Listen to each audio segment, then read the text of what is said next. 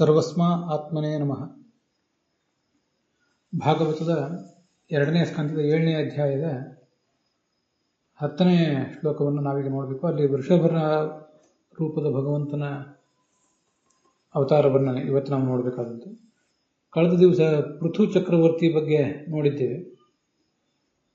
ಅಲ್ಲಿ ಮಹಾಭಾರತದಲ್ಲಿ ಬಂದಂತಹ ಒಂದೆರಡು ಸಂಗತಿಗಳನ್ನು ನಾನು ನನ್ನ ಪುಸ್ತಕದಲ್ಲಿ ಗುರ್ತು ಮಾಡಿಕೊಂಡಿದ್ದೆ, ಆದರೆ ಅದನ್ನು ಹೇಳಲಿಕ್ಕಾಗಲಿಲ್ಲ.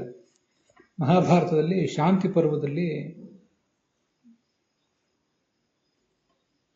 29ನೇ ಅಧ್ಯಾಯದಲ್ಲಿ ಅನೇಕ ಜನ ರಾಜರ ಕಥೆಗಳು ಬಂದಿವೆ. ಅಲ್ಲಿ ಪೃಥು ಅಂತ ಈ ರಾಜನ ಹೆಸರು ಕೂಡ ಒಂದು. ಪ್ರಥಯಿಷ್ಯತಿ ವೈ ಲೋಕಾನ್ ಪೃಥುರಿತ್ಯೇವ ಶಬ್ದಿತಃ. ಈ ಎಲ್ಲ ಲೋಕಗಳನ್ನು ಇವನು ವಿಸ್ತಾರಗೊಳಿಸ್ತಾನೆ, ಸಂಸ್ಕೃತಿಯನ್ನು ವಿಸ್ತೃತಗೊಳಿಸ್ತಾನೆ. ಹೀಗೆ ಪ್ರಥ ಅಂದರೆ ವಿಸ್ತಾರಗೊಳಿಸುವುದು ಅಂತ ಅರ್ಥ. ಅದರಿಂದ ಅವನಿಗೆ ಪೃಥು ಅಂತ ಹೆಸರು. ಕ್ಷತ್ರಿಯ ಅಂತನೂ ಅವನಿಗೆ ಹೆಸರು, ಯಾಕಂದ್ರೆ ಕ್ಷತಾದ್ವೈ ತ್ರಾಯತೆ. ಜನರಿಗೆ ತನ್ನ ಸಾಮ್ರಾಜ್ಯದಲ್ಲಿರುವ ಪ್ರಜೆಗಳಿಗೆ ಯಾವುದೇ ಥರದ ತೊಂದರೆ ಬಂದರೂ ಕೂಡ ಅದರಿಂದ ಕಾಪಾಡುವವನು. ಈ ಕಾರಣದಿಂದ ಅವನಿಗೆ ಪೃಥು. ಸಾಮ್ರಾಜ್ಯವನ್ನು ವಿಸ್ತೃತ ಮಾಡಿದವನು, ಪ್ರಜೆಗಳ ತೊಂದರೆಯನ್ನು ಪರಿಹರಿಸುವವನು. ಈ ಕಾರಣದಿಂದ ಅವನನ್ನು ಪೃಥು ಅಂತ ಹೇಳ್ತಾರೆ. ಅವನಿಗೆ ರಾಜ ಅಂತ ಕೂಡ ಹೆಸರು ಬಂತಂತೆ. ಆ ರಾಜ ಅನ್ನೋ ಹೆಸರು ಮೊದಲು ಬಂದದ್ದು ಆತನಿಗೆ ಅಂತನೂ ಹೇಳ್ತದೆ ಮಹಾಭಾರತ. ಮೊದಲು ಬಂದದ್ದು ಆತನಿಗೆ ಅಲ್ಲದೆ ಹೋದ್ರೂ ರಾಜ ಅನ್ನೋ ಹೆಸರು ಆತನಲ್ಲಿ ಅನ್ವರ್ಥ ಆಯಿತು ಅಂತ ಹೇಳ್ತದೆ. ರಕ್ತಾಹಸ್ಮ ಇತ್ಯಬ್ರುವನ್, ಪ್ರಜೆಗಳು ಆತನಿಗೆ ರಾಜ ಅಂತ ಬರೆದುಕೊಟ್ರು. ಅನೇಕ ಜನ ರಾಜರ ಮಕ್ಕಳಾದ್ರಿಂದ ರಾಜರಾಗಿರ್ತಾರೆ. ನಾವೆಲ್ಲರೂ ಕೂಡ ನಿನ್ನಲ್ಲಿ ಅನುರಕ್ತರಾಗಿದ್ದೇವೆ ಅಂತ ಜನ ಹೇಳಿದ್ರಂತೆ. ಆ ಕಾರಣಕ್ಕಾಗಿ ಅವನಿಗೆ ರಾಜ ಅನ್ನೋ ಹೆಸರು ಬಂದಿತು. ತಥೋ ರಾಜ ಇತಿ ನಾಮಸ್ಯ ಅನುರಾಗ ದಜಾಯತ. ಕೃಷಿ ಮಾಡಬೇಕಾದ ಅಗತ್ಯ ಇರಲಿಲ್ಲ, ತಾನಾಗಿಯೇ ಸಸ್ಯಗಳು ಎಲ್ಲ ಕಡೆ ಬೆಳೀತಾ ಇದ್ದವು ಅಂತ ಹೇಳ್ತಾರೆ. ರೋಗದ ಉಪಟಳ ಇರಲಿಲ್ಲ.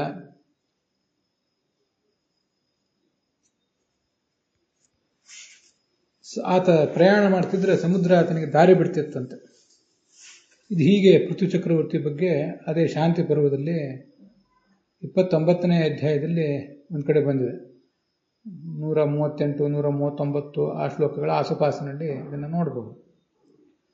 ಮತ್ತೆ ಅದೇ ಶಾಂತಿ ಪರ್ವದಲ್ಲಿ 59ನೇ ಅಧ್ಯಾಯದಲ್ಲಿ ಮತ್ತೊಂದು ಕಡೆ 128ನೇ ಶ್ಲೋಕ ಇತ್ಯಾದಿ ಕಡೆಗಳಲ್ಲಿ ಆತನ ಬಗ್ಗೆ ಕಥೆ ಬಂದಿದೆ. ಹೀಗೆ ಇದೊಂದು ಸಂಗತಿಯನ್ನು ಹೇಳುವುದು ಬಾಕಿ ಇತ್ತು, ಅದನ್ನು ಹೇಳಿದ್ದೇನೆ. ಮುಂದೆ 4ನೇ ಸ್ಕಂದದಲ್ಲಿ ಪೃಥ್ವಿನ ಕಥೆ ನೋಡುವಾಗ ಮತ್ತೊಂದು ಬಾರಿ ಅದನ್ನು ಹೇಳ್ತಾನೆ. ನಾಭಿರಾಜ ಅಂತ ಈ ಋಷಭದೇವನ ತಂದೆ, ತಾಯಿ ಮೇರುದೇವಿ ಅಂತ, ಅವರಿಬ್ಬರ ಮಗನಾಗಿ ಜನಿಸಿದ. ಸಮುದ್ರಕ್ ಎಲ್ಲರ ಹೃದಯದಲ್ಲಿ ಸಮಾನನಾಗಿದ್ದಾನೆ. ಮತ್ತೆ ಆತ್ಮ ಸಾಕ್ಷಾತ್ಕಾರ ಇರುವಂಥವನು, ಸ್ವಸ್ಥ, ತನ್ನಲ್ಲಿ ತಾನೇ, ತನ್ನ ಮಹಿಮೆಯಲ್ಲಿ ತಾನು ಪ್ರತಿಷ್ಠಿತನಾದವನು, ಸುಖರೂಪವಾದ ಜ್ಞಾನರೂಪವಾದ ಇಂದ್ರಿಯ ದೇಹವುಳ್ಳವನು, ಬಾಹ್ಯ ಸುಖದ ಗೊಡವೇ ಆತನಿಗಿಲ್ಲ. ಪರಮಹಂಸ ಸನ್ಯಾಸ ಧರ್ಮವನ್ನು ಹೇಗೆ ಆಚರಣೆ ಮಾಡಬೇಕು ಅಂತ ಜಗತ್ತಿಗೆ ತೋರಿಸಿದ.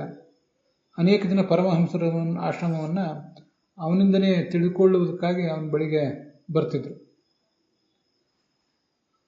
ಇದು ಆ 10ನೇ ಶ್ಲೋಕ ನಾವು ನೋಡಬೇಕಾದದ್ದು. ಇದಕ್ಕೆ ಬೇರೆ ಬೇರೆ ವ್ಯಾಖ್ಯಾನಕಾರರು ಹೇಗೆ ವ್ಯಾಖ್ಯಾನ ಮಾಡಿದ್ದಾರೆ ಅನ್ನೋದನ್ನು ನೋಡೋಣ. ಹಾಗೆ ವಿಜಯಧ್ವಜರು ಅದನ್ನೇನು ವ್ಯಾಖ್ಯಾನ ಮಾಡಿದ್ದಾರೆ ಅಂತ ಅನ್ನೋದನ್ನು ಕೂಡ ನೋಡೋಣ.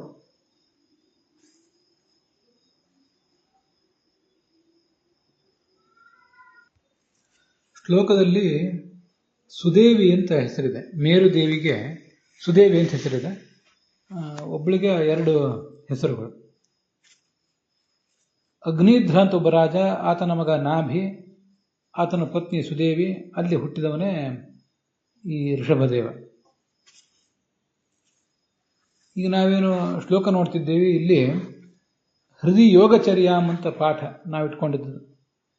ಇವರು ಸಮುದ್ರಕ್ಕೆ ಜಡ ಯೋಗಚರ್ಯಾಮ್ ಅಂತ ಉಳಿದವರೆಲ್ಲ ಪಾಠ ಇಟ್ಕೊಂಡಿದ್ದಾರೆ.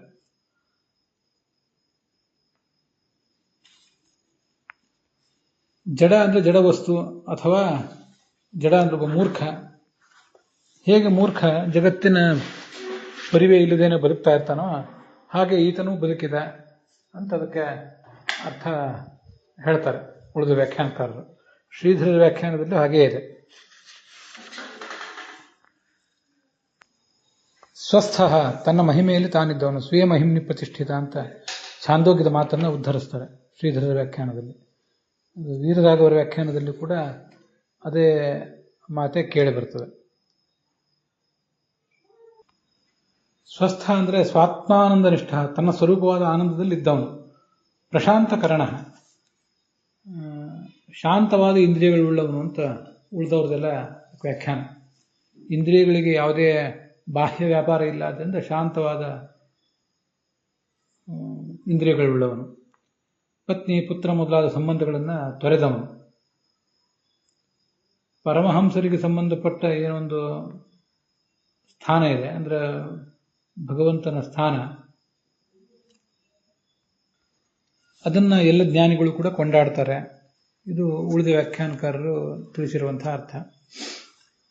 ವಿಜಯಧ್ವಜರು ಹೇಳ್ತಾರೆ, ಮೇರುದೇವಿ ಅಂತ ಅವಳಿಗೆ ತಂದೆ ಮನೆಯಲ್ಲಿ ಹೆಸರು, ಗಂಡನ ಮನೆಯಲ್ಲಿ ನಾಭಿರಾಜ ಆತನಿಗೆ ಅವಳಿಗೆ ಸುದೇವಿ ಅಂತ ಹೆಸರಿಟ್ಟ ಅಂತ. ಸಮುದ್ರಕ್ ಹೃದಯ ಸಮುದ್ರಕ್ ಸರ್ವಾಂತರ ಹೃದಯ ಸ್ಥಿತಂ ಸಮಂ ಬ್ರಹ್ಮ ಪಶ್ಯತಿ. ಎಲ್ಲರ ಹೃದಯದಲ್ಲೂ ಭಗವಂತ ಇದ್ದಾನೆ ಅನ್ನುವುದು ನಮಗೆ ಗೊತ್ತಿದೆಯೋ ಇಲ್ಲೋ, ಆದರೆ ಅವನಿಗೆ ಮಾತ್ರ ಚೆನ್ನಾಗಿ ಗೊತ್ತಿದೆ. ಯೋಗಚರ್ಯ ಅಂದರೆ ಪರಮಹಂಸ ಧರ್ಮವನ್ನು ಆಚರಣೆ ಮಾಡಿದ.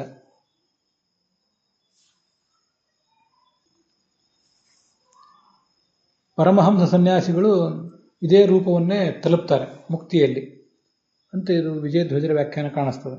ಯದ್ರೂಪಂ ಪಾರಮಹಂಸ್ಯಂ ಪರಮಹಂಸ ಪ್ರಾಪ್ಯಂ ಆಮನಂತಿ ಅಂದರೆ ಹೇಳ್ತಾರೆ ಅಂತ. ಸ್ವಸ್ಥ ತನಗೆ ತಾನೇ ಆಧಾರ. ಪ್ರಶಾಂತಕರಣ ಅಂದರೆ ಪ್ರಕೃಷ್ಟ ಸುಖಾತ್ಮಕ ದೇಹೇಂದ್ರಿಯ, ಜ್ಞಾನಾನಂದ ಸ್ವರೂಪವಾದ ದೇಹ ಇದ್ದವನು. ಸುಖ ಅಂತ ಮಾತ್ರ ಕೊಟ್ಟಿದ್ದಾರೆ, ಸುಖ ಸ್ವರೂಪವಾದ ಇಂದ್ರಿಯಗಳಿದ್ದವನು ಅಂತ. ಅಲ್ಲಿ ಶ ಅಂದರೆ ಸುಖ, ಶಾಂತ ಅಂದರೆ ಸುಖದ ತುತ್ತ ತುದಿ, ಅಂಥ ಸ್ವರೂಪವಾದ ಆನಂದ ಇದ್ದವನು ಅಂತ ಅದರ ತಾತ್ಪರ್ಯ.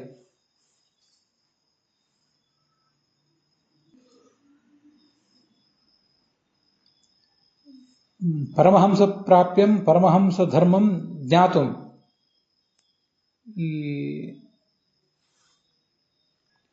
ಯಾದವಾರ್ಯ ವ್ಯಾಖ್ಯಾನದಲ್ಲಿ ಪರಮಹಂಸ ಸನ್ಯಾಸಿಗಳು ಏನು ಧರ್ಮವನ್ನು ಆಚರಣೆ ಮಾಡಬೇಕು ಅದನ್ನು ತಿಳ್ಕೊಳ್ಳುವುದಕ್ಕಾಗಿ ಇವನ ಬಳಿಗೆ ಬರ್ತಿದ್ರು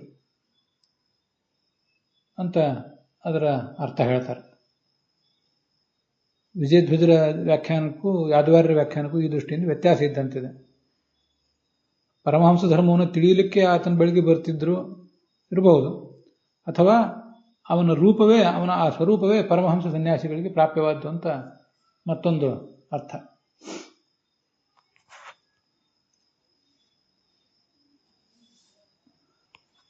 ಆಚಾರ್ಯರ ಭಾಗವತ ತಾತ್ಪರ್ಯ ನೋಡಿದ ಮೇಲೂ ಕೂಡ ಯದ್ರೂಪಂ ಪರಮಹಂಸ ಪ್ರಾಪ್ಯಂ ಪದಮಾಮನಂತೆ, ಅವನ ಭಗವಂತನ ರೂಪ ಏನಿದೆ ಅದು ಪರಮಹಂಸರಿಗೆ ಪ್ರಾಪ್ಯವಾದ್ದು ಅಂತ ಹೇಳ್ತಾರೆ.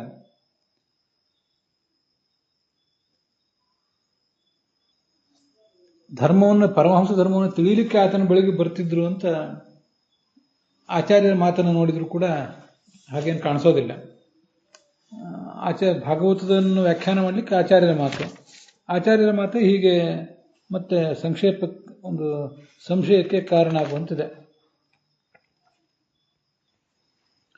ಭಾಗವತ ತಾತ್ಪರ್ಯದ ಪಾಠ ಏನು? ಯದ್ರೂಪಂ ಪರಮಹಂಸ ಪ್ರಾಪ್ಯಂ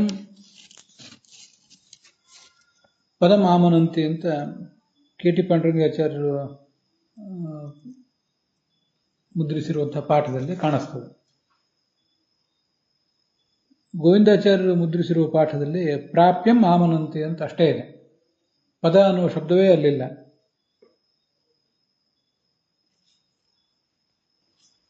ಕೋಶೇಶು ದ್ವೇಧಾಪಿ ಪಠ್ಯತೆ ಇತಿ ಕಥಂ ನಿರ್ಣಯೇಮ ಅಂತಾರೆ. ಕೋಶದಲ್ಲಿ ಎರಡೂ ಥರ ಕಂಡು ಬರ್ತದೆ. ಆದ್ದರಿಂದ ನಾವು ನಿರ್ಣಯ ಮಾಡೋದು ಹೇಗೆ ಇದ್ರ ಬಗ್ಗೆ ಹೆಚ್ಚೇನೋ ನಿರ್ಣಯ ಮಾಡಲಿಕ್ಕೆ ಬರೋದಿಲ್ಲ ಅಂತ ಗೋವಿಂದಾಚಾರ್ಯರು ಅದನ್ನು ಅದರ ಬಗ್ಗೆ ಪಾಠ ನಿರ್ಣಯ ಮಾಡದೇನೆ ನಿಲ್ಲಿಸಿದ್ದಾರೆ. ಅಲ್ಲಿಗೆ ಈ ಭಾಗ ಸಮಾಪ್ತ ಆಗಿದೆ.